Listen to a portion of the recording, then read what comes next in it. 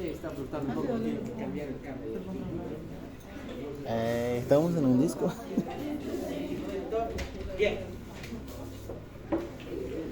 Bien, en primer lugar, y como con todo lo que es en medicina, todo siempre va a empezar a partir de lo que viene a ser la historia clínica. Sí, vamos a estar un poco, está tomando el cable ahí arriba y lo tiene que cambiar. Entonces, ahorita la semana pasada estaba funcionando bien, pero creo que la tormenta eléctrica le ha generado algo a eso. Por eso he dejado también la luz prendida para que no sea tan molesto digital. Pero solo es para que lo vean por un momento, después pueden atender nomás a la clase o estar escribiendo, no hay problema. Bien, el examen médico general siempre va a empezar con lo que viene a ser la historia clínica. Bueno, propiamente la historia clínica se refiere, como indica el nombre, a la historia de la patología del paciente o de la vida clínica del paciente. La historia clínica, en primer lugar, es un documento médico legal. Quiere decir, la historia clínica tiene que estar hecha de forma adecuada y apropiada. No puedes tener borrones, no puedes tener correcciones. Si alguna vez se equivocan, arrancan esa hoja y tienen que hacer todo de nuevo. Al ser un documento médico legal, esto es lo que para ustedes significa todo, para no ir a la cárcel. Si no está bien hecha, si no está bien escrita, si no está bien llenada, si no está bien tratada, eso significa problemas para ustedes, para los médicos, para todos nosotros, significa el problema. Simplemente con que coloquen hipertensión sin H, ya les arruinó la historia clínica. Porque hipertensión sin H no es diagnóstico. Entonces, ¿por qué le están dando tratamiento a un paciente si no tiene diagnóstico? Aunque diga hipertensión, si no está bien escrito, no vale. Por eso es documento médico legal. Todo lo que está aquí es todo lo que se utiliza, sí o sí, para lo que viene a ser el paciente. Y, obviamente, va a tener sus partes. La historia clínica tiene tres componentes. En primer lugar, lo que viene a ser la anamnesis, el examen físico, y el último componente es los exámenes complementarios que van a llevar al diagnóstico y al tratamiento. Pero aquí nosotros nos vamos a enfocar en las primeras dos partes, la anamnesis y el examen físico. Todo lo demás luego lo van a ver ya en semiología, así como también en tanto semio 1, semio 2 y en otras materias. La anamnesis se refiere directamente a los datos propios del paciente, la razón por la que ha venido también. La primera parte es la filiación. Se refiere a lo que viene a ser propiamente los datos personales de nuestro paciente. Empezando primero con el nombre, luego va a venir edad, sexo. Tomamos muy en cuenta muchas cosas de los que vienen a ser la filiación del paciente, como por ejemplo escolaridad. Está dentro de la filiación, quiere decir hasta qué nivel estuvo estudiando. Si tiene 40 años y salió de primaria, nivel primario de escolaridad, nada más. Dejó secundaria, bueno, secundaria hasta tal año, tal vez hasta el tercer año de secundaria ha estado y ahí lo dejó. Tal vez tiene un grado de instrucción universitaria, un grado de instrucción a nivel universitario, perfecto, a nivel licenciatura. O tal vez tiene un grado de instrucción superior, pero a nivel técnico.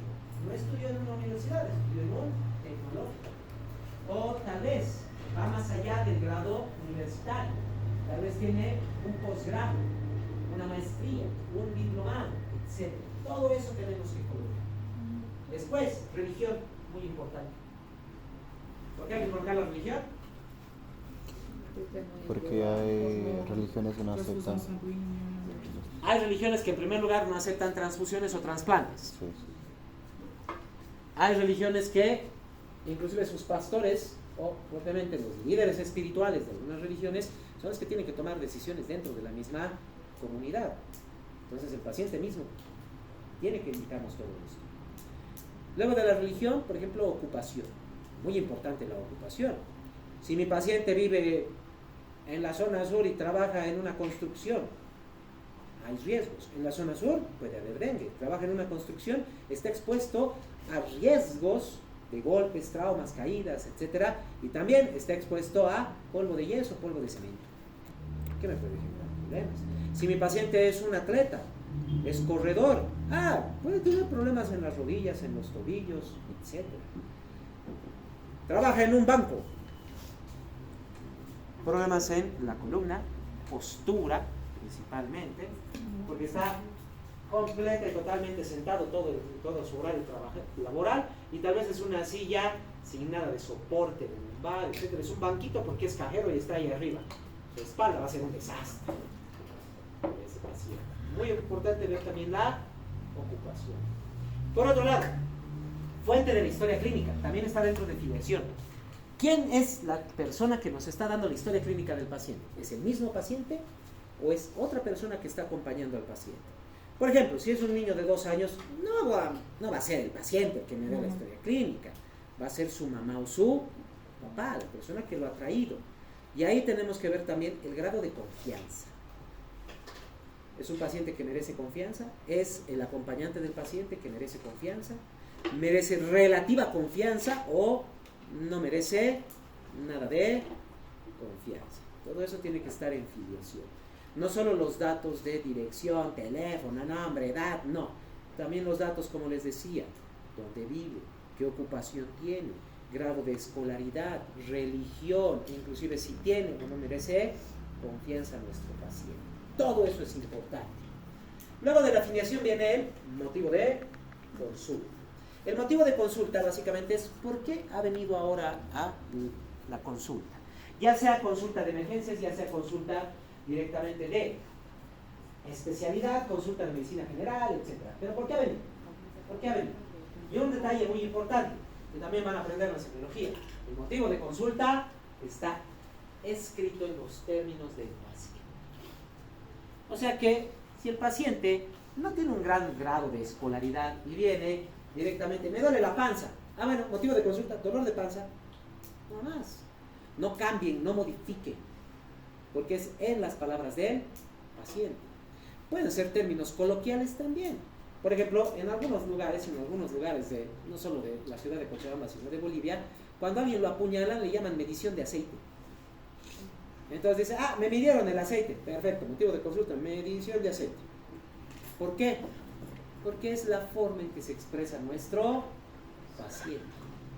O tal vez ha tenido un accidente y se ha golpeado justo los genitales. Viene el paciente varón y nos dice, me rompí los huevos. Perfecto, bueno, se rompió los huevos. En los términos del paciente, no se olvide. Puede parecer cómico, puede parecer chistoso, inclusive algo vergonzoso para algunas personas, pero tiene que ser en los términos del paciente. Muy importante tomar en cuenta todo esto, filiación y motivo de consulta con nuestros pacientes siempre, todo el tiempo, porque no se olviden, estamos llevando psicología. Si fuera semiología, me podría pasar otros 30 minutos hablando solo del motivo de consulta y de la filiación. Pero estamos en psicología. Lo tomamos en cuenta para poder abordar a nuestro paciente. Y al tomar en cuenta el motivo de consulta, estamos viendo si está relacionado o no con su grado de escolaridad, con la región de donde viene. ¿Verdad? Porque si el paciente, por ejemplo, viene de la zona sur, tiene un grado de escolaridad bajo y me dice, tengo un dolor abdominal. Qué raro, este paciente no está concordando, hay algo más. Este paciente puede ser un paciente que, si bien no ha ido al colegio, vive en la zona sur, pero tal vez es un paciente que tiene una avidez por lectura. Lo que ya me indica que mi paciente tiene un alto conocimiento de términos técnicos. Posiblemente incluso mi paciente ya ha visto en internet cuál puede ser su diagnóstico, etc. Entonces eso ya me ayuda a ver de qué manera voy a hablar con mi paciente. Es muy importante ir controlando esas partes.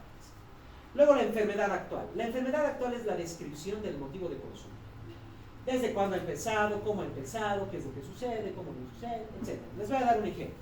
Motivo de consulta, fiebre. Bien, motivo de consulta, fiebre. Porque nos dice, he estado con fiebre, ¿ya? Fiebre. Entonces, ¿qué es lo primero que vamos a averiguar? ¿Desde cuándo está con fiebre? ¿Cuánto tiempo? ¿Se ha medido la temperatura? ¿Cuánto estaba según lo que usted se midió? Luego, ¿qué empezó la fiebre? ¿Qué la disminuyó? ¿Qué tomó para calmarla? ¿Qué tomó para reducir la temperatura? ¿Cuánto tiempo ha estado? ¿Ha sido constante? ¿Ha sido intermitente? Etcétera. Mis estudiantes, por ejemplo, que han estado conmigo en fisiología, cuando hablábamos, por ejemplo, de diarrea, en sistema digestivo. Les dije que hay que disecar la diarrea, ¿verdad? ¿Cuánto? ¿Cuántas veces? Consistencia, olor, color, qué la aumenta, qué la disminuye, presencia de líquido, presencia de espuma, presencia de flemas, presencia de sangre, todo eso. Eso es la enfermedad actual. Ojo, enfocarnos solo en lo que viene a ser la descripción del motivo de consumo. Cualquier otro signo, síntoma, que esté acompañando de, por ejemplo, la fiebre. También he estado con escalofríos, ¿ya? Es parte de la fiebre, escalofríos. Y me ha dolido un poco la cabeza. Indica también cefalea. Ahora, si nos dice, fuera de la fiebre, sí, tengo una fractura en mi tobillo. Eso no tiene que ver con la fiebre. Eso es otra cosa aparte, eso tiene otro lugar para en la historia clínica. Luego de la enfermedad actual, ¿qué viene? Lo que viene a ser la revisión por sistemas. Ahí es donde está lo que necesitamos. Ahí es donde en la revisión por sistemas vamos a ver qué otras situaciones tiene. Técnicamente la revisión por sistemas viene después de antecedentes y antecedentes viene antes. Pero en algunas historias clínicas está en este orden, en otras viene primero antecedentes y luego la revisión por sistemas. Es un poco indistinta esa parte. La revisión por sistemas se refiere a qué otras patologías tiene actualmente mi paciente. Como les decía, tiene una fractura en el tobillo. En la revisión en sistema osteoarticular, colocaré fractura en tobillo. ¿Hace cuánto? Hace 3 semanas. Fractura en el tobillo hace 3 semanas con 3 semanas de evolución. Nada más. O podríamos poner también, el paciente ha venido con fiebre, tiene fractura en el tobillo y es hipertenso. ¿Hace cuánto que es hipertenso? Hace 5 años. Diagnóstico de hipertensión hace 5 años. Toma tal medicamento. Eso es la revisión por sistemas. Que pareciera también antecedente, por eso les digo, es bastante indistinto. Pueden hacer primero la revisión y luego el antecedente, o primero el antecedente y luego la revisión. A menos, claro, que el centro médico donde están ya venga con su historia clínica preparada. Si el centro médico viene con la historia clínica que primero es antecedentes y luego revisión, usen eso. Si viene con primero revisión y luego antecedentes, utilicen eso. Depende mucho de los hospitales. En Bolivia la mayoría primero es antecedente y luego viene revisión por sistema. Pero en otros países primero está revisión por sistemas y luego vienen los antecedentes. Entre los antecedentes vamos a tener primero antecedentes personales. Primero no patológicos. Todo antecedente que no sea patológico, como por ejemplo vivienda. ¿De qué está hecha su vivienda? ¿Es de ladrillo? ¿Es de adobe? ¿Es de madera? ¿De qué? ¿Tiene servicios básicos o no tiene servicios básicos? Porque si no tiene, por ejemplo, alcantarillado, entonces utilizan fosa séptica y eso puede generar contaminación de agua, contaminación de plantas. Tal vez no tiene acceso a agua potable de tubería, más bien de cisterna. Lo que quiere decir que recibe el agua en rieles y si no están bien sellados, el agua puede estar incluso con larvas de insectos, lo que puede estar generando una gastroenteritis. ¿Tiene luz? No tiene luz. Si no tiene luz, ¿qué me preocupa? Si no tiene energía eléctrica, ¿qué me preocupa? Exacto, me va a preocupar cómo mantiene sus alimentos. Si no los conserva adecuadamente, ahí hay una causa de intoxicaciones. O no tiene luz eléctrica, que es lo que segundo que me preocupa. Su vista, porque está utilizando velas o lámparas de gas que tienen baja tonalidad de luz y su vista puede estar siendo afectada también. Servicios básicos muy importantes siempre revisar. En epidemiología han visto la importancia de inclusive contar con una cocina en vez de que sea una cocina a leña, porque si cocina a leña dentro de la casa, este paciente se está intoxicando con monóxido de carbono todos los días. Si es fuera de la casa, no tengo ningún problema, porque está a la mañana. Pero aún así, el humo puede estar alterando la parte respiratoria superior, puede estar generando afecciones. Esos antecedentes personales, además, también nos indica el entorno en el que el paciente puede estar. Los no patológicos. Los patológicos, ¿qué enfermedades ha tenido? Dentro de los patológicos también está el antecedente inmunológico. Quiere decir, sus vacunas, sus alergias, muy importante, ¿Qué pasa si nuestro paciente es alérgico al paracetamol? ¿Qué pasa si es alérgico al paracetamol? Quiere decir que tengo que tener cuidado con todos los AINES. Si es alérgico al paracetamol, puede que me haga reacción al ibuprofeno, al diclofenaco, al ketoprofeno, al naproxeno, a todos estos. Mucho cuidado con eso. Tal vez el antecedente es que mi paciente toma ansiolíticos. ¿Por qué toma ansiolíticos? ¿Tiene ansiedad? Entonces, ¿cómo debo abordar a este paciente? Sus antecedentes patológicos no solo van inmunológicos, no solo va la parte de vacunas, viene por ejemplo con medicación que esté tomando por una enfermedad crónica. Mi paciente, por ejemplo, hipertenso de hace un momento, no va a estar aquí. Hipertensión está en revisión por sistemas. Pero si ha tenido una cirugía de apendicitis hace 2 años, eso va a ser antecedente, porque esa enfermedad ya fue. Enfermedades crónicas van a revisión por sistemas. Enfermedades que haya tenido y por las que se haya curado van a antecedentes patológicos, porque ya pasaron, son antecedentes, no están presentes ahora. Cualquier enfermedad presente ahora, pero que no esté relacionada con el motivo de consulta, es lo que se va aquí, a la revisión por sistemas. En los patológicos, cualquier enfermedad con la que haya pasado, si ha tenido fracturas, cirugías, de lo que se acuerda el paciente. ¿Ustedes se acuerdan en qué año y en qué momento han tenido un resfrío? Difícilmente se acuerdan el último. Obviamente sabemos que todos han tenido resfríos, sabemos que todos han tenido gastroenteritis. Antecedentes importantes que recuerde el paciente. No quiere decir todos los antecedentes no son importantes, tampoco quiere decir que todos son, sino los que el paciente recuerda, los que el paciente está recordando. Y un dato interesante aquí que hay que manejar bien con nuestros pacientes: entre los antecedentes patológicos, y cuando estemos haciendo esto, así como la revisión por sistemas, siempre hay que preguntarle si toma algún medicamento, si toma alguna tableta. ¿Por qué? Porque hay pacientes que nos dicen: no tengo ninguna enfermedad. Ah, ya, ¿qué medicamentos toman? Tomo enalapril. Me ha dicho que no tiene ninguna enfermedad y eso es para la hipertensión. Ah, es que tomo enalapril, por eso no tengo hipertensión.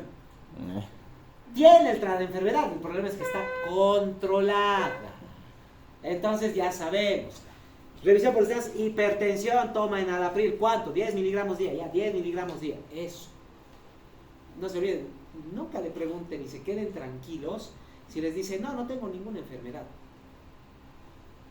Porque cuando le preguntan qué medicamentos toma, a veces viene el paciente y dice: aquí está, tomo enalapril, metformina, glibenclamida, también tomo praziquantel y también tomo tramadol. Y ahí es que no tenía enfermedades. Y de hecho, está tomando analgésicos, está tomando ansiolíticos y está tomando inclusive antihipertensivos y hipoglucemiantes. El paciente realmente tiene todo tipo de enfermedades. Por eso, no se queden tranquilos si le dicen al paciente si tiene una enfermedad o tuvo una enfermedad, no lo dejen ahí. Pregúntenle también qué medicamentos toma, qué tabletas toma o qué jarabes toma. Porque ahí puede estar una de estas que no nos está indicando el paciente. O tal vez no toma ningún medicamento, tal vez no le hemos preguntado de enfermedades que tenga, pero cuando vemos sus antecedentes y nos dice: hace 15 años que tengo un trasplante del corazón, hay que colocarlo también. No necesita medicación, no necesita nada, está sin medicamentos, pero tuvo un trasplante. ¿Y qué quiere decir? Que nuestro paciente realmente es un paciente que ha estado entrando y saliendo de los hospitales por un buen periodo de tiempo, porque hasta que hagan el trasplante y la recuperación del trasplante ha estado saliendo y entrando del hospital, lo que nos indica que tiene un buen manejo del ámbito hospitalario. No se nos va a asustar, le vamos a decir: lo internaremos para revisión y demás. Ya está bien, no hay ningún problema. Pero hay pacientes que no tienen ningún antecedente, nunca ha estado en cirugías ni nada, y en el momento que le digamos tenemos que internarlo, le va a venir su ansiedad, se va a poner nervioso, e inclusive puede que sea un paciente que nos empiece a mentir, porque para no hospitalizarse por miedo de una enfermedad seria, trata de aminorar sus síntomas. Por eso tenemos que ir cotejando siempre entre la enfermedad actual y los antecedentes y la revisión por sistemas. Luego vienen los antecedentes familiares. Antecedentes, se me estaba olvidando. Entre los antecedentes no patológicos, están también los antecedentes ginecobstétricos en lo que viene a ser el caso de las mujeres, donde se toma en cuenta la cantidad de gestaciones, partos, cesáreas o incluso abortos que haya podido tener. ¡Ojo! Eso es para toda mujer mayor de 15 años. Cuidado, le estén preguntando a una niña de 10 años su fórmula obstétrica. Ni siquiera ha pasado por la primera menstruación o su menarquia y van a estar preguntándole acerca de gestas, partos, abortos, cesáreas. No. Para toda mujer en edad fértil. Que igual, muy importante. Tal vez nuestra paciente está con depresión, lo vemos con signos depresivos, y nos indica gestaciones 7, partos 1, cesáreas 0, abortos 6. O sea, su depresión puede haber sido por múltiples abortos. Eso también hay que ver. Ahora bien, luego vienen los antecedentes familiares. Muy importante, tenemos que saber la historial que pueda tener, porque eso nos indica cualquier patología que pueda tener nuestro paciente. Y aquí hay algo de información que nos puede servir, porque aquí nos sirve el grado de confianza que tiene el paciente con sus familiares. Porque si tenemos que actuar en una forma amplia con el paciente, tal vez solo tengamos que hablar con él y nadie más. O tal vez sí presenta buena confianza con sus pacientes y tengamos que hablar con sus familiares y tengamos que hablar también con sus familiares. En especial para decisiones serias, como por ejemplo lo que viene a ser desconectar a un paciente, trasplantes, terapia intensiva, etcétera, donde el paciente generalmente va a estar inconsciente. Necesitamos a alguien que nos pueda ayudar. Además, si tiene antecedente de hipertensión, si tiene antecedente de diabetes, hay que preparar a ese paciente para un posible diagnóstico de hipertensión o de diabetes. Si tiene antecedente de depresión en la familia, con razón está deprimido nuestra paciente en este momento. Claro que no está en depresión, o sea, no ha venido por depresión, ha venido tal vez por un resfrío, pero lo hemos notado deprimido, o lo hemos notado ansioso, está solo con un dolor de cabeza, pero le está generando una ansiedad total el dolor de cabeza. Y cuando vemos los antecedentes nos indica, mis padres sufrían de ansiedad, incluso mi papá falleció de un infarto a los 35 años. Vean, todo eso es lo que tenemos que ver en la historia. Luego de eso viene el examen físico, que primero, examen físico general, pe a pa, quiere decir desde arriba hacia abajo, cómo lo vemos al paciente, signos vitales, facies, postura, etcétera y demás. Luego examen regional, vamos a ver la cabeza, el cuello, tórax, pelvis, extremidades superiores, extremidades inferiores. Luego el especial, ahí nos vamos a dirigir a lo que queramos ver de nuestro paciente, dependiendo de la especialidad. Hasta este punto, todos tienen que saber hacer la historia clínica. De este punto en adelante, esto ya es por especialidad.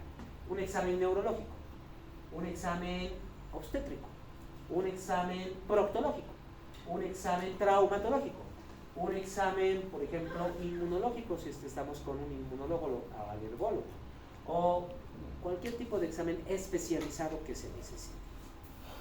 Vamos a revisar. Quiere decir, no en todos los pacientes tenemos que hacer revisión de genitales. Sí tenemos que ver pelvis y veremos genitales que están normales a la vista, punto y listo. Pero después no vamos a hacer ninguna otra revisión.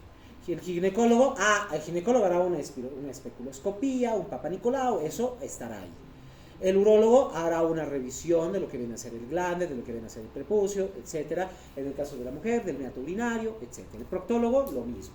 El traumatólogo hará una revisión de la articulación, de los ligamentos que necesita. El neurólogo hará una revisión de reflejos, hará una revisión de otras áreas. Nosotros, parte médica, eso ya viene por parte de especialidad, no se olvide. Pero después, sí revisamos todo lo demás. Médicamente van a revisar todo lo demás. Eso con respecto a lo importante de la historia clínica. Y vamos a empezar ahora sí con lo que nos compete para la materia. Las técnicas de entrevista con nuestros pacientes. Y tienen que recordar esto. Primum non cere. Significa primero no ser daño. parte de nuestro juramento hipocrático. ¿Verdad? Evitar hacer daño a nuestros pacientes. Este principio de primum non cede nos genera 4 compromisos. Primero, el compromiso o la obligación de no producir daño. Quiere decir, si viene el paciente y lo vamos a revisar, ya sea su mano, su brazo, está con una fractura, yo no voy a ir a jalarle el brazo y complicar la fractura. Yo no voy a ir, si tiene una herida, a ampliar la herida. Sí la voy a revisar, sí voy a tratar de evitar cualquier aumento en la lesión. Y obviamente no lo tengo que lesionar. Si le voy a hacer palpación, por ejemplo, palparé suavemente, como tiene que ser. Si le voy a hacer percusión, haré la percusión de forma adecuada. No voy a estar golpeando a mi paciente. El único momento donde tenemos que usar un puño para golpear al paciente es la percusión renal, y eso es solo para ver dolor renal. Y no es agarrar y darle al paciente un puñetazo en la espalda. Es solo 2 golpecitos a 3 nada más, así, con el puño y suaves. Solo hay que generar cierta vibración. No es agarrar y darle un golpe. Por eso. La obligación de no producir daño. Otro compromiso. Nuestra obligación de prevenir el daño. Obligación de remover o retirar el daño. Nuestra obligación de promover lo que evita el daño. O sea, lo que hace bien. Esos son nuestros preceptos de primum non cede. En otras palabras, si viene un paciente con un absceso, ¿tenemos que hacer daño a ese paciente? Sí, tenemos que abrir y presionar. Le va a generar dolor, pero si no hacemos eso, no estamos retirando el daño. ¿Qué quiere decir? Vamos a producir algo de daño, pero en beneficio del paciente. Pero no quiere decir que vaya a tomar su absceso y lo vaya a apuñalar con una aguja y a drenarlo ese rato. Con calma, tomando al paciente con cuidado, explicándole qué es lo que le va a pasar, que va a sentir dolor, de ser posible inclusive tranquilizar al paciente, en especial si es un niño. Imagínense sacarle un absceso a un niño, va a gritar, no tiene ni idea. O solo piénsenlo de esta manera: van al dentista porque les duele un diente. ¿Y qué va a hacer el dentista? El odontólogo va a taladrar ese diente, ¿verdad? O sea, va a generar más daño, pero para evitarles sufrimiento y dolor les va a colocar primero anestesia. Entonces ahí se cumplen los dos: no producimos más daño y vamos a remover el daño. Igual debemos prevenirlo, quiere decir, para todo proceso médico debemos prevenir mayor daño. Y en la parte psicológica esto es muy importante, porque psicológicamente, como les dije en la anterior clase, hay conceptos preestablecidos que pueden ser dañinos. O sea, estoy hablando de los preconceptos que algunas personas llegan a tener. Y hay que, por eso, tener una mente amplia, bien abierta, para no juzgar a nuestro paciente. Porque, si bien es cierto que no deberíamos hacer daño físico, pero ¿qué hay del daño mental? ¿Qué hay del daño emocional? ¿Cierto? Viene nuestro paciente y tiene verrugas genitales. El doctor. Cuidado con su expresión, cuidado con la forma en que hablan con el paciente. Porque ya ese paciente de por sí tiene vergüenza de que tiene verrugas genitales. De paso el médico lo va a mirar raro o se le va a reír. ¿Cierto? Cuidado. El primum non cede no solo se debe a la parte física, también es a la parte psicológica y emocional. Nunca juzguen a un paciente. No podemos juzgar. Solo podemos juzgar si merece o no merece confianza en lo que nos dice. Pero fuera de eso, no somos nadie para juzgar a un paciente por las actividades que desarrolla, ya sea laboralmente, personalmente, inclusive en la intimidad de su habitación. No podemos. Si tenemos un paciente que viene para cirugía porque tiene clavado dentro del trasero una lata de aerosol, bueno, lo llevaremos a quirófano y lo sacaremos. No nos pondremos a juzgar al paciente. Para nada. Lo que haya hecho en la privacidad de su cuarto y se le pasó la mano, depende del paciente y nosotros no juzgamos. Nosotros estamos para atender, tratar y mejorar la calidad de vida de ese paciente. Y mejorar la calidad de vida no significa juzgar al paciente por alguna situación en la que esté. Ser bastante comprensivos en ese sentido con nuestros pacientes es importante. Así que siempre hay que tratar de mantener cierto grado de profesionalismo y respeto. Claro, han debido haber algunos médicos que incluso juegan un poco con sus pacientes. ¿Pero es por qué? Porque les tienen cierto grado ya de confianza, ya los conocen bien. Pediatras, por ejemplo, juegan con sus pacientes, pueden jugar, pueden hacerlos reír, porque es parte de lo que viene a ser ganarse la confianza del paciente pediátrico. No van a ir con un muñequito chillón a un niño de 15 años, ¿verdad? Primero que no es niño, es adolescente. Entonces yo ya no voy a ir con un muñequito chillón con un adolescente de 15 años. Para nada. Y como les había explicado, si está el adolescente con sus papás, no lo voy a obligar a que me cuente acerca de su estado reproductivo en frente de sus papás si tiene tema. ¿Cierto?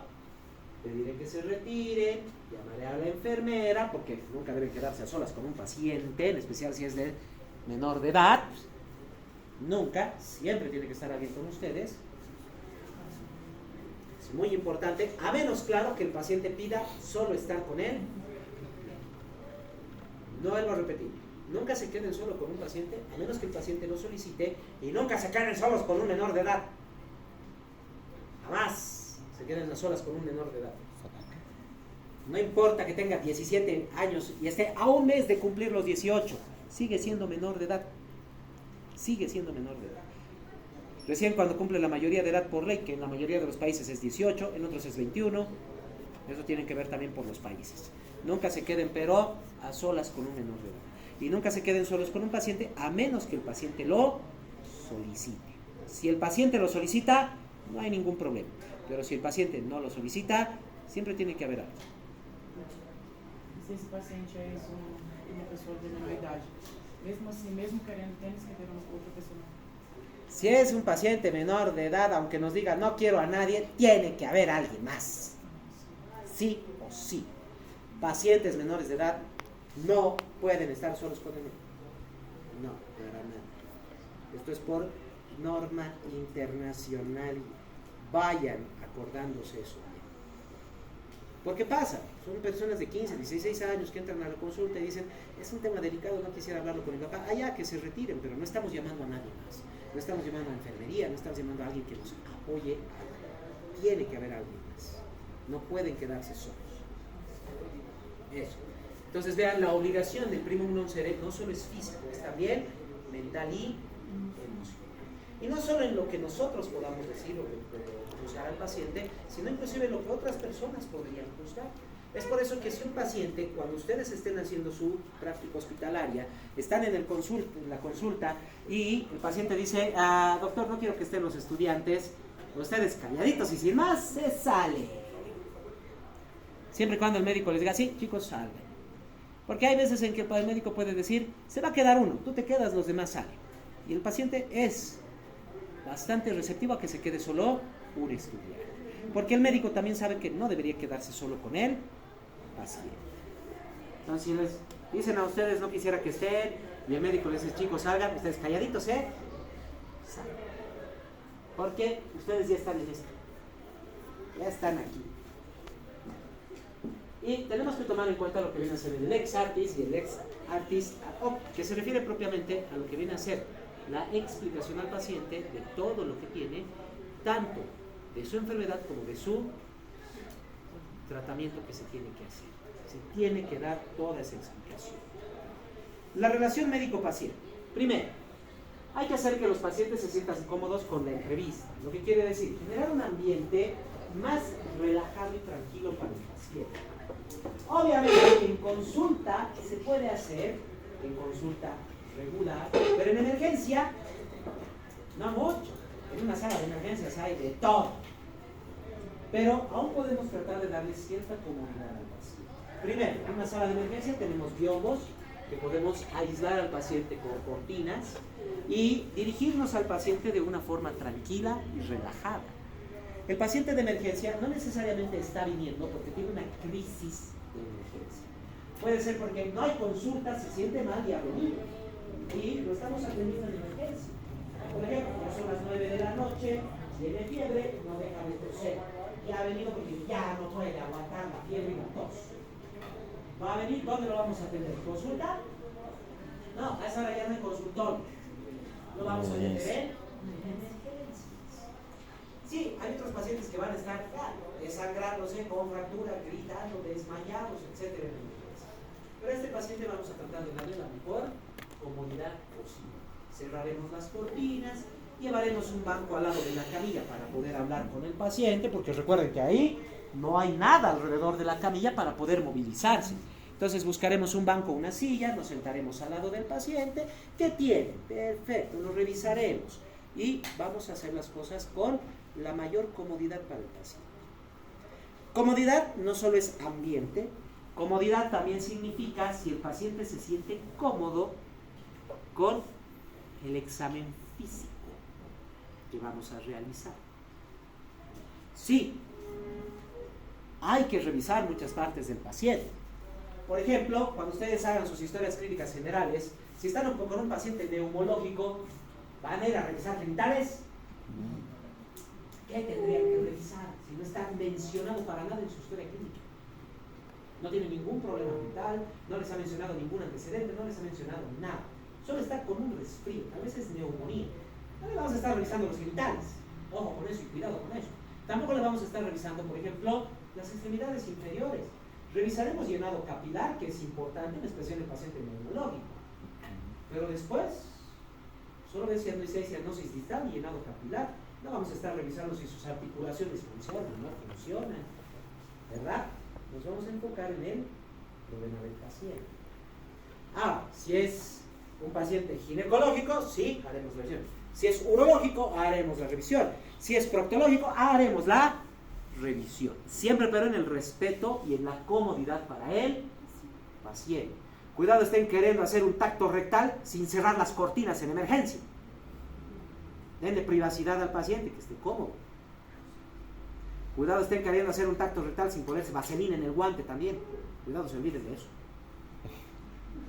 Y cuidado, estén queriendo hacer un tacto rectal sin avisarle al paciente. Cuidado, todo eso hay que tener mucho cuidado. Por eso volvemos al primum non cere y a darle comodidad al paciente. Y tomen en cuenta algo, todos ustedes han sido pacientes y van a ser pacientes en algún momento también otra vez. Así que tomen en cuenta la comodidad que también ustedes tienen con respecto a eso. Si se sienten cómodos en una sala de emergencias o no se sienten cómodos en una sala de emergencias, utilicen sus propias experiencias para poder tratar de entender un poco más a sus pacientes. ¿Cuántas veces, por ejemplo, les ha sido incómodo que les hayan revisado, por ejemplo, tórax sin calentar un poquito el estetoscopio? ¿Verdad? Caléntenlo un poquito. Por eso, ¿por qué creen que tenemos el estetoscopio apoyado contra el cuerpo casi generalmente? Ya sea colgado o en el cuello. Porque así está cerca de la temperatura corporal. Llévenle un estetoscopio frío a un niño, en especial a un bebé. Va a empezar a llorar. Y si la mamá no lo puede calmar ese rato porque ha venido con fiebre y todo, olvídense, no van a poder escuchar bien el tórax de ese pulmón, de ese niño. Pero va a tener un buen llanto. Pero si quieren escuchar corazón o intestino, olvídense, hasta que se tranquilice, no van a poder. No van a poder. Por eso, un ambiente adecuado, bastante adecuado. En el caso, por ejemplo, de los varones, si alguna vez les han hecho una revisión neurológica y demás, manos frías, no son nada buenas. O para las mujeres, por ejemplo, para los papanicolaos. Si el espéculo no está bien colocado, el raspado es bastante irritativo. Hay que saber colocar también el material, el instrumental. Todo hay que tomar en cuenta. Identificar el dolor de los pacientes y expresar compasión. En otras palabras, cuidado, estén diciendo, no es para tanto, no llores, no es para tanto, aguántese. Ey, lo que nosotros percibimos no es lo mismo que perciben los demás. Si nosotros podemos aguantar un corte de 2 centímetros en la piel, perfecto. Pero estamos frente a un paciente que no puede aguantar ese dolor, está llorando. Entonces hay que tratar de ser compasivos. Pero ojo, una cosa es ser compasivo y otra cosa es ser permisivo. Una cosa es ser compasivo y otra cosa es ser permisivo. ¿Qué quiere decir?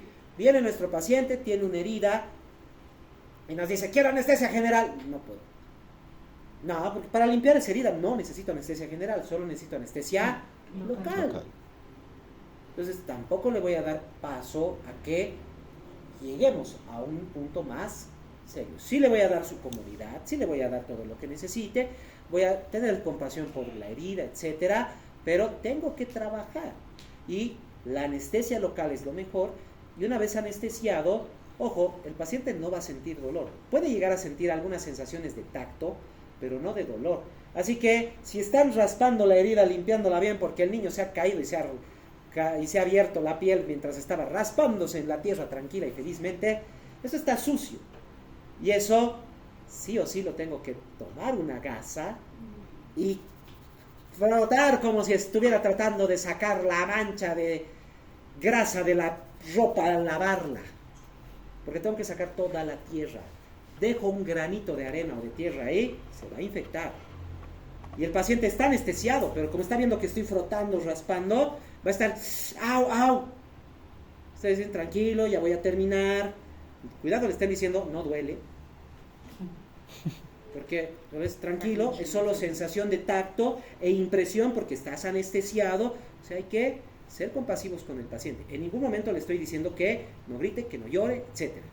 Pero le estoy diciendo, ya voy a terminar. Estoy tratando de ser un poco más compasivo con el paciente e inclusive empático con el paciente.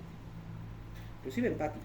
En especial todas aquellas personas que hayan sentido un dolor, saben cómo duele para otras personas. Si alguna vez han tenido una cefalea, un dolor de cabeza intenso, y el paciente está ahí que no aguanta nada y apenas puede responder, saben cómo se siente ese paciente, porque han estado en ese punto, han estado en esa situación. Todas aquellas personas que hayan tenido un trabajo de parto, saben lo doloroso que va a ser el trabajo de parto. Saben. Entonces, utilicemos también nuestra experiencia para ser más empáticos con el paciente. Evaluar tanto la introspección de los pacientes y hay que ser su aliado. Quiere decir, tenemos que tomar algo muy importante. Todos nuestros pacientes siempre vienen con una idea de qué puede ser lo que quieren. Claro que algunos tienen una idea bastante alejada, inclusive de la realidad. Por ejemplo, un niño que me duele el diente y dice, se está pudriendo mi diente. Es un niño. Obviamente que es la idea que tiene, no va a ser la verdadera, pero no le voy a decir, no se está pudriendo. Decir, ¿en serio? Te debe doler bastante. A ver, veremos tu diente. ¿Cómo está? No se está pudriendo, pero sí está dando, etc. Vean, no he ido a decirle, no se está pudriendo, difícil, no. Más bien he tratado de abordarlo en lo que necesito con ese niño. O podríamos decir también, el paciente ha venido y tiene un dolor de cabeza, ha estado con palpitaciones, y nos dice, doctor, creo que tengo hipertensión. ¿Qué le hace pensar que tiene hipertensión? Tengo estos síntomas y he leído en internet que tiene esto. Sí, es posible. En internet se encuentra eso y los síntomas, en lo que usted indica, podrían ser indicativos de hipertensión. Pero también no necesariamente, podrían ser indicativos de otras alteraciones. Es por eso que lo vamos a revisar. Vemos la presión arterial normal. No, su presión está normal, no está elevada. Entonces, ¿por qué me duele la cabeza y tengo palpitaciones? Vamos revisando y no es hipertenso, pero lo que tiene es una cefalea y una taquicardia. Nada más. Entonces ya hemos cambiado. Pero hemos valorado que el paciente nos haya indicado lo que puede ser. Pero también viene el paciente y dice, doctor, he visto este nódulo aquí y está un poco manchado. Tengo un melanoma, me voy a morir de cáncer. Vemos, no es melanoma. Tenemos que calmarlo también. Cálmese, vamos a revisar. Vemos, esto no es un melanoma. El melanoma no tiene esta característica. Esta es una masa nodular, posiblemente por un absceso, posiblemente un golpe. Se ha golpeado últimamente, No. A menos que cuente cuando ha ido a jugar paintball. Ah, por eso tiene el nódulo oscuro, porque le ha dado una bala de paintball. Y él ha pensado que es cáncer, porque lo ha visto negro y redondo. Y ha pensado que es un cáncer. Hay personas que vienen inclusive, tranquilamente están llegando, están con diarrea de 10 días, 12 días, y dicen, creo que tengo cáncer de colon. ¿Qué le hace pensar? Es que no me pasa la diarrea con nada. A ver, revisemos. Su dieta está todo bien, todo tranquilo. ¿Tiene antecedentes alérgicos? No. ¿Antecedentes patológicos? Sufro de intolerancia a la lactosa. Perfecto. ¿Qué ha estado comiendo estos días? Ah, he estado comiendo torta 3 leches. Está la diarrea. La causa de la diarrea. O sea, le han dicho intolerancia a la lactosa, él pensó que era alergia y está tomando antihistamínicos cuando en realidad es una insuficiencia enzimática. Tiene que dejar por completo de consumir lactosa. Entonces vienen nuestros pacientes y tenemos que evaluar su introspección y convertirnos en su aliado.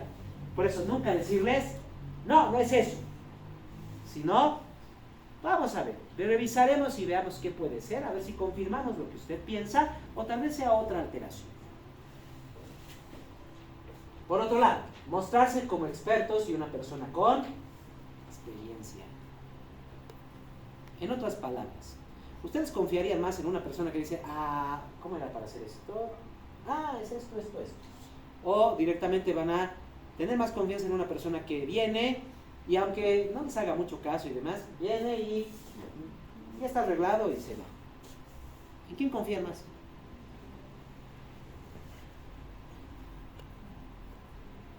¿Conocen el término actúa hasta que pertenezcas? ¿No conocen? Hay un montón de situaciones en las que la actitud hace mucho. Por ejemplo, todos ustedes son mayores de edad. Todos son mayores de edad. Pero puedo apostar a que si alguna vez han ido a beber y están caminando a su casa y ven un policía, si ustedes se ponen nerviosos, lo empiezan a mirar o incluso tratan de caminar más recto y todo, van a hacer que el policía les pregunte algo. Sí. En cambio, son mayores de edad, a ver, actúen como que pertenecen. ¿Sabían que si eso hace, por ejemplo, un adolescente de 15, 16 años que tenga un poquito de, que sea un poquito más alto, un poquito su rostro sea un poquito más adulto, tiene 15, 16 años, inclusive podría estar en un bar tomando, vienen los policías y dicen, ¿cómo está? Y empieza a saludar, salud, etcétera. No se le van a acercar los policías. Sí. O sea, actúa como si perteneciera. Sí, siempre pasó. Lo que quiere decir, no quiere decir que no van a conocer. Van a conocer, van a saber medicina. Pero las primeras veces que estén con sus pacientes, van a poner nerviosos. La primera vez que tengan que hacer una sutura en emergencias, que tengan que limpiar una herida, que tengan que colocar una anestesia. Por eso, el refrán de la universidad, ¿cuál es? La práctica lo hace perfecto. Práctica, practiquen. La práctica no es solo para manejar material, para hacer nudos quirúrgicos. Practiquen el manejo con el paciente, practiquen la entrevista, incluso entre ustedes. Pueden directamente ya sentarse entre ustedes con una hoja ahí, decir, muy bien, ¿cuál es su motivo de consulta? ¿Qué es lo que le está pasando? Etcétera. Vayan practicando, de tal manera que al momento que llegue, no se pongan nerviosos. Por ejemplo, hay muchas personas que pueden decir, no, yo en ese momento voy a poder y demás. A ver, les doy un ejemplo. Es una persona que, y muchos les puede haber pasado, ven en la tele y dicen, le han robado el teléfono, o lo han directamente, se le han puesto de lado y le han dicho, dame tu teléfono. Y todo el mundo dice, yo le daría un golpe, le daría una patada en los genitales, correría, gritaría. Pero llegado el momento, no lo hace. ¿Por qué? La práctica es diferente. Porque no hay práctica. ¿Sabían que, por ejemplo, las personas que practican artes marciales, lo que hacen, por ejemplo, es solo practicar cómo dar el golpe? Nada más. Lo hacen 100 veces, 1000 veces. ¿Realmente dan el golpe? No. Eso solo es durante el combate. pero han practicado cómo dar el golpe tantas veces que casi sin pensar ya lo hacen. Lo que quiere decir que el momento en que una persona lo quiera asaltar, él no va a pensar. Su cuerpo directamente va, ¡pum!, listo, le dio el golpe y ya quedó. Ahí quedó. O directamente viene, ve el cuchillo, todo, muchos se paralizan y otros van practicando. Ven el cuchillo, ¡a correr! Listo, ya no lo agarra nadie. O sea, la práctica es lo que genera eso. Así que les voy recomendando que empiecen a practicar el manejo con sus pacientes.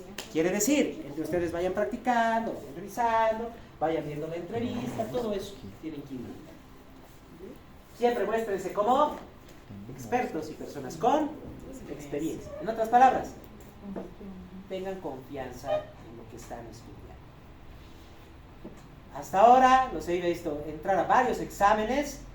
Ya están entrando al examen derrotados, porque están entrando nerviosos, están entrando pensando que les va a ir mal. En cambio, cambien de actitud. Establecer autoridad como médicos y terapeutas. Cuidado, estén dejando que su paciente decida por ustedes el tratamiento. Ustedes son el médico y no solo el paciente. Ustedes tienen un paciente, ustedes van a hacer el tratamiento.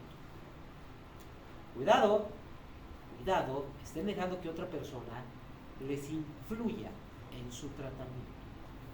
Sí, existe el consejo médico y he solicitado el apoyo de un médico para poder sacar un tratamiento. Ahí está bien. Pero si estoy haciendo mi tratamiento, viene alguien, ¿no sería mejor que le des este medicamento? Yo, no, para mi paciente va a hacer esto.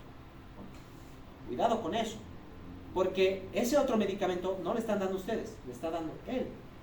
Pero si ese otro medicamento le hace daño, ¿quién es el que está haciendo la historia clínica y el tratamiento? Ah, ¿y por qué voy a hacer caso a otra persona a la que no le he consultado? ¿Se dan cuenta? ¿Van entendiendo? No quiere decir tampoco que vamos a ser completamente aislados y que no vamos a pedir ayuda. Tampoco ser groseros y decirle, mira, yo estoy haciendo el tratamiento, tú vete. No, sino tener labia, decirle, sí, es buen medicamento, pero para mi paciente y debido a sus antecedentes le va a servir mejor este medicamento. Directamente manejarlo de esa forma. Y con sus pacientes mantengan esa autoridad. Porque el momento en que el paciente se sienta con autoridad sobre ustedes, ya no va a cumplir tratamientos, ya no va a cumplir diagnósticos, ahí se quedaron y su paciente va a hacer lo que quiere. Va a ir a comer, va a ir a beber, aunque le hayan dicho que no. Va a ir a comer dulce si es diabético. Va a ir a empezar a trotar y correr si tiene una arritmia, antes de que le pongamos el marcapasos. Todo eso. Equilibrar entre sí las funciones de oyente empático, experto y autoridad. Eso sí es lo más difícil. Y eso sí es lo principal. Realmente es un malabarismo total que hacemos todo el tiempo. Es bastante difícil equilibrar todos estos puntos. El contexto de la entrevista, además, con el paciente, tiene que ver con el escenario, el ambiente en el que está. Hay ambientes hospitalarios que son ófricos y oscuros, que realmente son deprimentes, y hay otros ambientes que son más tranquilos, más alegres. En ese punto hay que tratar de sacar el mejor provecho a la situación. Si nuestra emergencia está completamente llena y nuestro paciente ha venido a pie y no necesita camilla, siempre va a haber un consultorio que podamos abrir. Siempre vamos a poder ir a seguridad y decir, ¿me das el consultorio 1, por favor, la llave? Este paciente no lo puedo llevar a emergencias, ahorita eso es un desastre. Puede haber sangre en el piso, 2 pacientes por un lado gritando, etc. Entonces, me lo llevaré a mi paciente para que me esté más tranquilo a un consultorio. Abro el consultorio, entro con el paciente y ahí hago la atención. Siempre el escenario es muy importante. La situación del paciente, ¿en qué situación se encuentra? Hay que valorar siempre eso. Es un paciente que está en una buena situación con relación a su enfermedad, quiere decir está tranquilo, no está tranquilo, está relajado, no está relajado. ¿En qué ambiente está? En situación con su familia, por ejemplo. Puede ser un paciente que ha venido con sus papás, pero porque sus papás lo han obligado a venir. Entonces su situación no es de las mejores para que nos dé la entrevista. No va a ser de las mejores. Ver al sujeto. Ahí tenemos que ver la actitud que tiene el paciente. ¿Es aprensivo?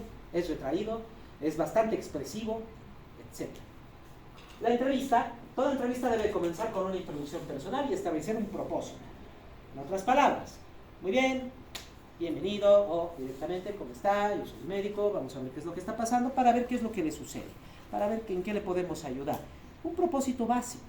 No es necesario decir, ya, necesito que me diga esto para diagnosticarlo y darle el tratamiento. No, basta con decirle, buenos días, yo soy el doctor, vamos a revisar qué tiene, etc.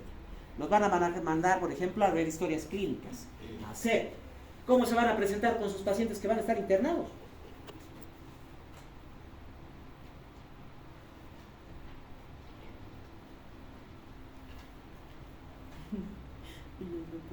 ¿Cómo se van a presentar con sus pacientes?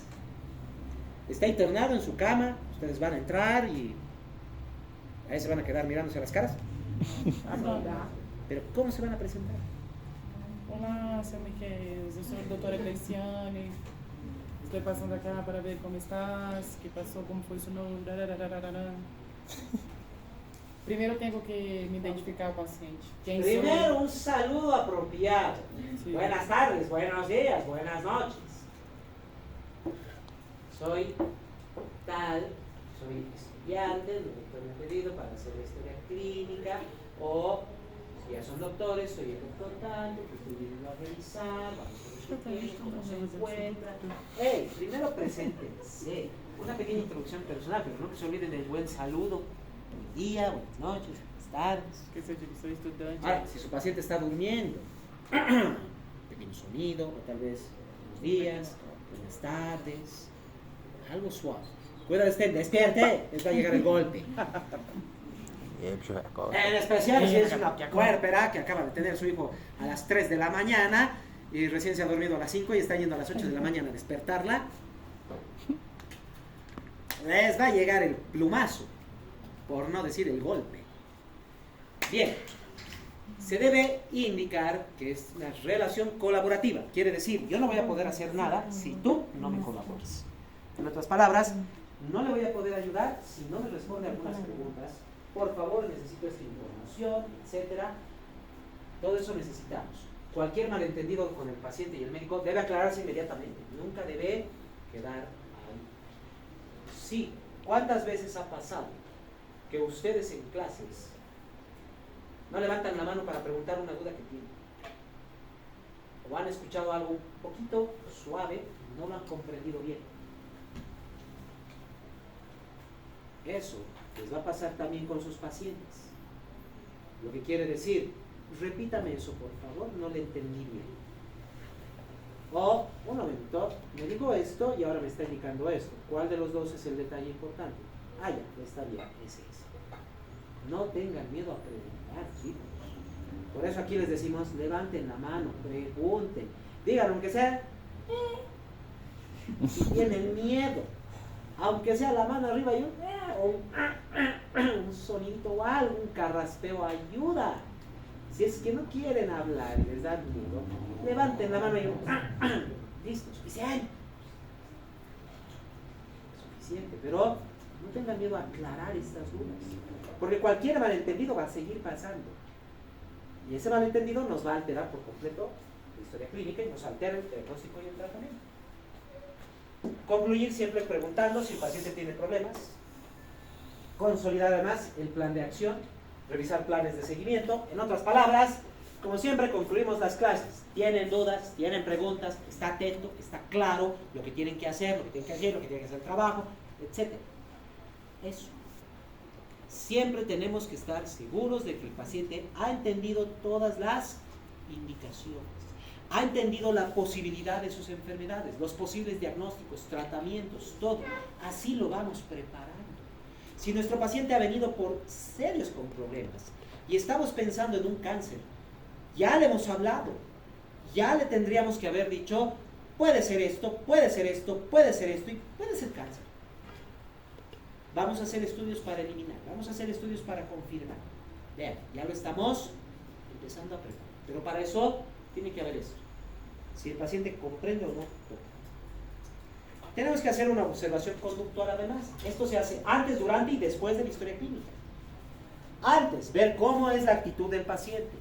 Se refiere al lenguaje, idioma, vocabulario, gramática, el aspecto del paciente, cuidado general, gesticulación, postura, vestimenta, expresión corporal. Todo eso lo vemos ya desde el momento en que ingresa el paciente. Vamos a ver si está distraído o no está distraído. Vamos a ver la forma en que habla, la forma en que se comunica en la sala de espera con los demás. Tal vez está ahí completamente retraído, mirando abajo, no hace nada. Tal vez está viendo el teléfono completamente relajado, jugando, etc. Vamos a ver en primer lugar lo que viene a ser su gramática, vocabulario. ¿Por qué? Porque a veces ya vienen con la historia ya escrita y demás, o les hemos hecho llenar un formulario. Vamos a ver su cuidado general. Un paciente que me está llegando casi con pijama y despeinado, estoy seguro que ese paciente no ha pasado bien la noche, y si soy neumólogo, ese paciente está con neumonía, o ese paciente está con bronquitis, etc. Porque no ha dormido. Es lo más probable.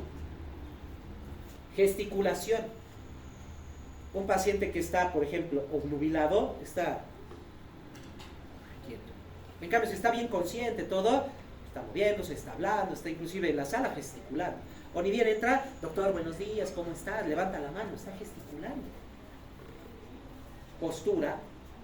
La postura indica mucho. No se olviden que tenemos, por ejemplo, la postura antiálgica. Un dolor de estómago, así va a estar el paciente. Un dolor de cabeza, va a estar con su cabeza apoyada en algún lado. Dolor de hombro, lo va a tener hacia arriba el brazo. Vestimenta, muy importante, porque eso nos indica si nuestro paciente ha venido a control, ha venido a consulta, etc. Expresión corporal, la forma en que su cuerpo se encuentra. No me refiero a la parte de aseo físico, etc., sino la expresión que tiene. Tal vez es un paciente muy reprimido y sus manos van a estar cerca de él. Tal vez es un paciente un poco más abierto, espontáneo, sus manos a los lados, e inclusive, ¿cómo está? Buenos días, va a levantar la mano, etc. Esa gesticulación, esa expresión corporal.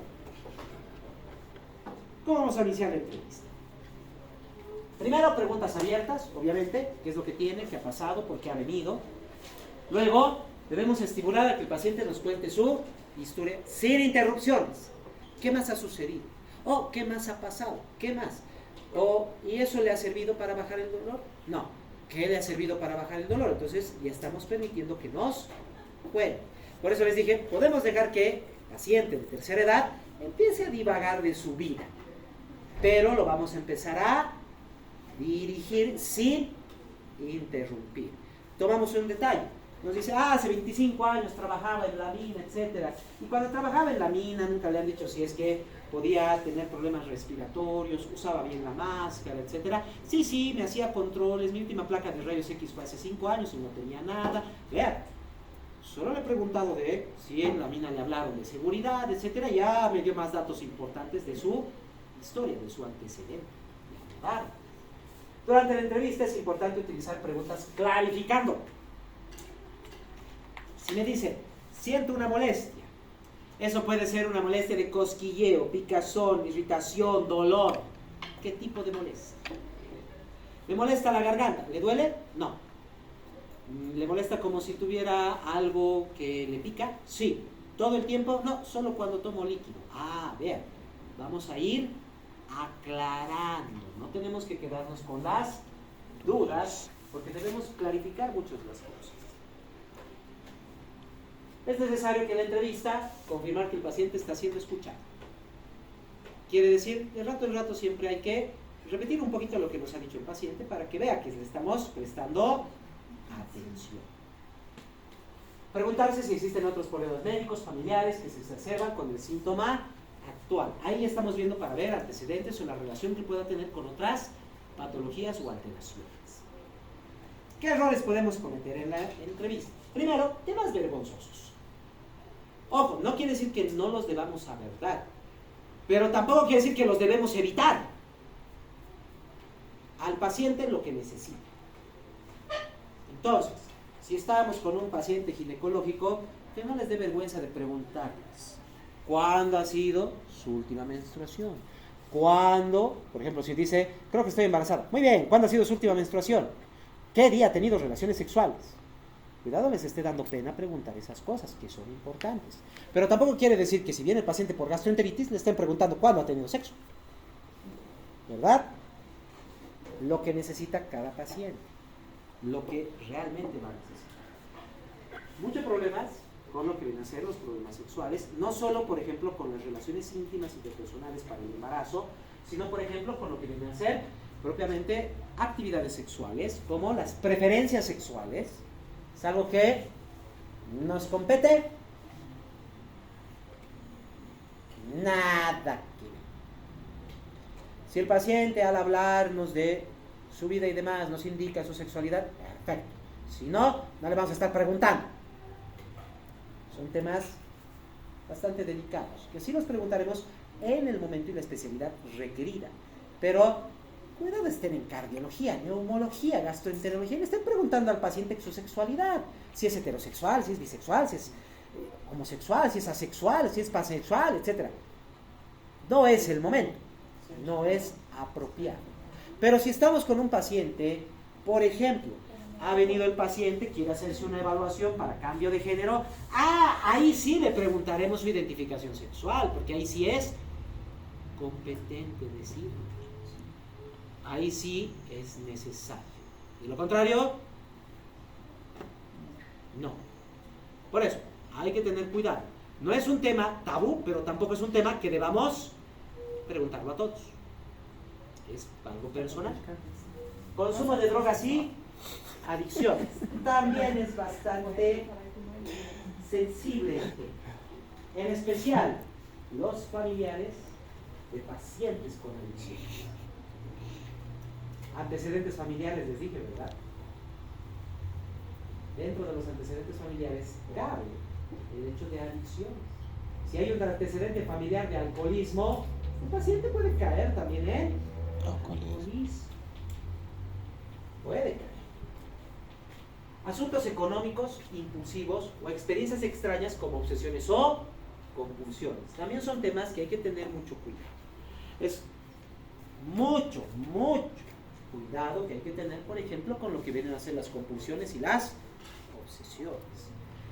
Nuestra paciente está viniendo con una patología o una enfermedad. Cuidado, le estemos diciendo, usted parece ser un tomador de tabletas compulsivo porque está obsesionado con algunas enfermedades. Eso es hipocondría y lo podemos manejar desde ese punto de vista, pero no le vamos a estar diciendo a ese paciente ese momento, ¿verdad? Primero revisaremos la historia, haremos los análisis, etcétera, y luego, de ser necesario, llamamos al psiquiatra para abordar la parte de la hipocondría. Pero no lo vamos a hacer de forma directa, es una obsesión, es una compulsión. Cuidado con la parte económica. Nunca debemos tomar en detrimento del paciente la parte económica, sino en mejora del paciente. Si le preguntamos la vivienda, dónde vive, los servicios básicos con los que cuenta, etcétera, es por epidemiología y es para saber los riesgos a los que está expuesto este paciente, no para criticar si tiene o no tiene dinero, no para saber si puede o no hacerse una placa de rayos X. Todo eso va a depender de la patología. Y obviamente, tampoco significa ignorar. Si nuestro paciente es de bajos recursos, no le voy a estar pidiendo una tomografía. Tal vez con una placa de rayos X me sea suficiente. Si mi paciente es de bajos recursos, le voy a hacer directamente un hemograma simple, no una química sanguínea. El hemograma ya me va a dar varios datos. Entonces, hay que ir tomando en cuenta todo eso. Tampoco quiere decir que si mi paciente parece que tuviera dinero, le voy a estar pidiendo las cosas más caras. Tampoco. Hay que adecuar. Temas que también son muy difíciles de tratar: violencia doméstica, antecedentes de malos tratos y los síntomas de psicosis. Hay que tener mucho cuidado con los pacientes, en especial pacientes con psicosis o pacientes en estado de depresión, ansiedad, etcétera. No queremos gatillar ataques. Recuerden, primum non cere. Si mi paciente tiene antecedente de ansiedad, cuidado, le esté gatillando una crisis de ansiedad. Si mi paciente tiene antecedentes de ataque psicótico agresivo, cuidado, lo esté irritando a mi paciente y me empiece a atacar. Hay que tener cuidado en ese sentido. El interrogatorio, observar peligros, observar los riesgos de suicidio, las necesidades de valoración e internación. Ojo, muy importante, si estoy viendo a mi paciente que a cada rato está tratando de dormirse, ojo, este paciente necesita observación. Lo voy a enviar ahorita a emergencias y ahí se va a quedar por lo menos 6 horas a que lo observe, porque se está queriendo dormir a cada rato. Puede ser cansancio, sí, no le va a caer mal dormir en emergencias 4 a 6 horas, pero también puede ser que se le esté bajando el azúcar, tal vez esté en hipoxia, etcétera. No lo puedo despachar. Lo estoy viendo con signos de alarma. Estoy viendo a mi paciente que está cansado y me dice que sus pies están hinchados. Oh, esto es insuficiencia cardíaca. Vamos a emergencias, le vamos a colocar un monitor para ver cómo está. Vamos a medir la presión, el pulso, etcétera. Y obviamente la contención es lo que debe ser contención psicológica y psicofarmacológica. Un paciente en estado de ansiedad tal vez nos pueda responder o tal vez tengamos que dormir. Un paciente que esté con, por ejemplo, neumonía, obviamente que no vamos a ir a la parte psicológica o psicofarmacológica, pero sí lo voy a llevar a internación con oxígeno que necesita este paciente. Y la base de lo que vamos a empezar a ver desde la siguiente clase, la exploración del estado mental. Pero tenemos que ver el aspecto general y la conducta del paciente. Nuevamente, el aseo, postura, movimiento y contacto visual que nos dé el paciente. Vamos a ver las emociones, la variedad de las mismas, la intensidad, la labilidad. Porque una cosa es que un paciente sea muy emocional y extremadamente intenso, y hay pacientes que son muy lábiles, están riendo y de repente aburridos, y de repente otra vez tranquilos, o de repente enojados, cambian rápido, bastante lábiles, ¿no? Y hay otros que son muy intensos, están riendo y están riéndose hasta orinarse de risa, y hay otros pacientes que están tristes, pero básicamente son un trapo en el piso porque realmente no quieren moverse. Entonces hay intensidad, hay labilidad, y la variedad es muy importante. No es lo mismo un paciente que tiene 2 emociones a un paciente que tiene 37 emociones. Percepción, ahí vamos a ver las ilusiones y alucinaciones. Seguridad, ahí tenemos que ver los aspectos de seguridad mental, que vienen a ser pensamiento suicida, homicida, ideas, impulsos y planes. Cognición, ¿qué ideas tiene? ¿Cómo va su cognición? Ahí vamos a ver inclusive lo que es el torrente cognitivo, o sea, su idea de pensamiento. Si tiene lógica, no tiene lógica. Si tiene coherencia o no tiene coherencia. Porque hay pensamiento lógico coherente y hay pensamiento lógico incoherente, como también hay pensamiento ilógico coherente e ilógico incoherente. Hay un niño, por ejemplo, tiene pensamientos ilógicos porque no conoce todo. Pero en su pensamiento ilógico, o sea, en su imaginación, es coherente. Habla de piratas, habla de zombies, habla de amigos imaginarios. ¿Es ilógico? Sí, porque se está imaginando. ¿Es coherente? Sí. Un niño puede tener un pensamiento ilógico coherente. Porque viene y nos dice, estábamos jugando, nos estábamos imaginando que mi amigo y tal, toda una coherencia. Entonces ahí estamos viendo que tiene coherencia y tiene una imaginación muy activa este niño. O podría ser al revés.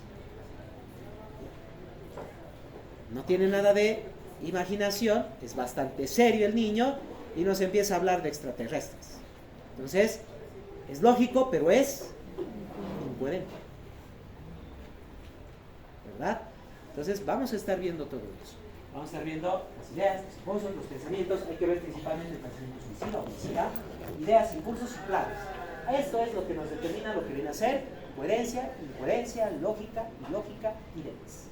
Y obviamente vamos a ver esto, parte de pensamientos suicidas y pensamientos homicidas. Doutor, o senhor vai subir na plataforma? Vai subir Sí, na plataforma? estas diapositivas ya se van a ir a la plataforma. La anterior clase era solo introducción, nada más, pero esta ya, que es historia clínica, ya se va a ir a Tá la no WhatsApp.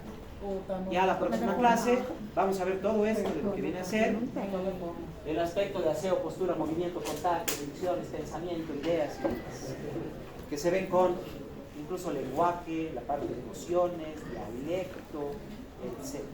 Los que han estado en práctica hace rato, han visto que hemos hablado de lenguaje, de todas las alteraciones que pueden haber en el lenguaje. Bien, que les vaya bien. Sé que he tratado de compactarlo, pero Meu Deus. llega a la hora. Tu pai cego.